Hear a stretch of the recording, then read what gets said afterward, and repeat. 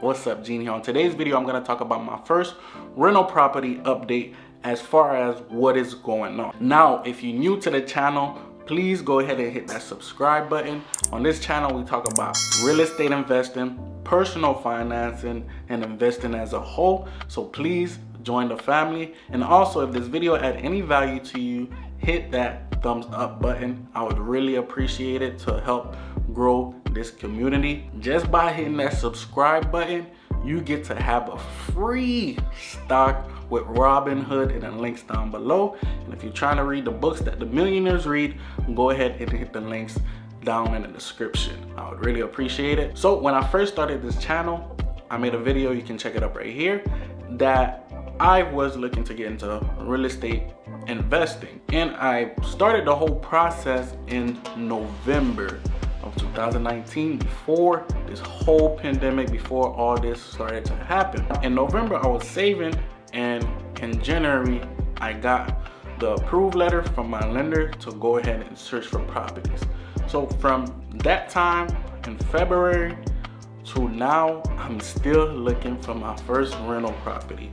I've had 2 rental properties under contract. I currently have one under contract, but now things are changing a lot. The first rental property I had under contract, I did the inspection, which I'll post a video for you guys, and I did the appraisal. During the appraisal said that they wasn't going to lend me the money to go ahead with that property because of the foundation. The foundation had cracks, but the property had passed inspection, so we chose to move forward. Fast forward, I was looking for another property, and this one was a triplex. This property, first, what happens is the realtor told me that, all right, this property is available. Then when we was going to go see it, then the realtor said that someone had already put in a contract 2 hours prior. Then I waited about 2-3 weeks. After that property came on the market again, I called the realtor myself. We went to go see the property. They was asking for $440 because it was a triplex. It was a 2-1, 2-1, and a 1-1. I was like, okay, this is a good property. It's getting good rents. So I can see myself moving into this property. It was in a good neighborhood. So we put it on the contract for like $420. They accepted the offer. I was like, all right, everything is good. So I did the inspection. After the inspection, the inspector said that they needed to fix the electrical panels, we did the estimate. We told the owner that they would need to fix that panel. The owner said, okay, I'll bring my own electrician to provide an estimate. So they did an estimate. It was $5,000 still. So they had to spend $5,000 to fix the electrical panels so I can purchase the property. Then 5 days after the inspection, the owner decided to pull out of the deal. And it was kind of heartbreaking because this property, I really wanted this property. This property, I believe, was a steal, but the owner didn't believe that the property was going to appraise at that price that they was asking for. And also, he had owned a duplex across from the triplex. He was trying to sell that duplex also. So he backed out of that deal. I was like, without a fight, we didn't even fight. I'm not sure as a real estate agent if we can fight, if it was already agreed upon.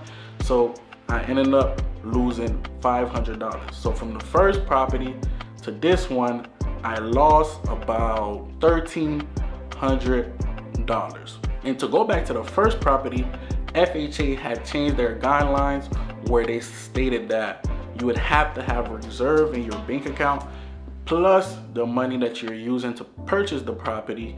So I had to scramble around trying to get some money together because I only had money for the purchase price. So I ended up having the money, but we didn't go with that property. The appraisal didn't go with that property because they said that the foundation was messed up, which it really wasn't, but they chose not to go with it. Now, fast forward to this property. I currently have a property under contract. It's $388, And this property, I like this property because it can add value because it's like 1 mile away from the beach. This property is a duplex, so it's a 3-3 and a 1-1. The thing is, I can also change this property to a 4-plex or a triplex. My goal is to change it into a triplex. So basically a 1-1 and a 1-1 and a 2-2. And this property is 1 mile away from Hollywood Beach. It's between Miami and Fort Lauderdale. So this property I believe can add so much value. In the neighborhood that it's in, I really like this neighborhood. I really like looking for properties, rental properties that's in a mixed area, meaning that there's residential homes and there's rental properties like duplex, triplex, and 4-plexes. Now, the thing is, I had this property under contract since June. We kept moving the date because we were waiting for it to be approved. For this property, I went ahead and looked at it, and this property is really old. Nothing is really updated on there. The owner didn't really do any work to it.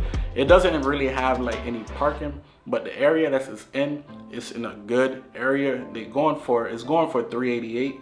So what we went ahead with, we did the appraisal first, and the appraisal was 388. So that's the asking price they was asking for. So we put the property under contract. It was accepted. Then we did the inspection. Certain things had to be fixed in this property, and that's fine. We were going to fix it, but then my realtor called me like, hey man, about 3 months ago that FHA had changed their guidelines again. So due to this pandemic, I guess FHA or the lenders, they're scared because they're only giving credit for the smaller unit. So the 1-1, so the one that's going for $900 instead of the $1,750. So they changed their guidelines. So they're only giving me credit for the one that's $900, which is not much based on my income and debt to income ratio.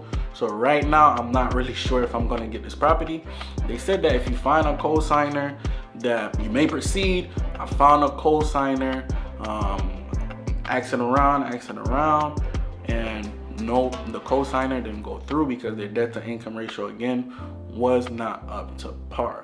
So currently, I don't know what I'm gonna do. So it looks like this deal is gonna fall through again. God willing that we move forward with this property, but the appraiser are not trying to change the price of the first unit because I feel like the rent is real low. And at this moment, I'm questioning everybody as far as my realtor, the lender, because why wasn't this brought up to me 3 months ago before we put this property under contract?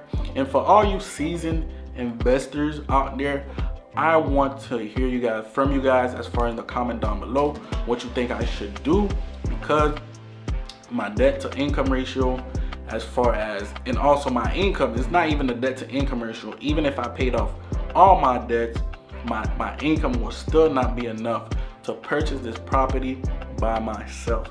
So I don't know what to do now. Most likely, I'm hoping not. I'm hoping that we can do something to purchase this property, because this property will provide a lot of value once I do the necessary upgrade. Like I said, right now it's currently it appraised at 388, so $388,000.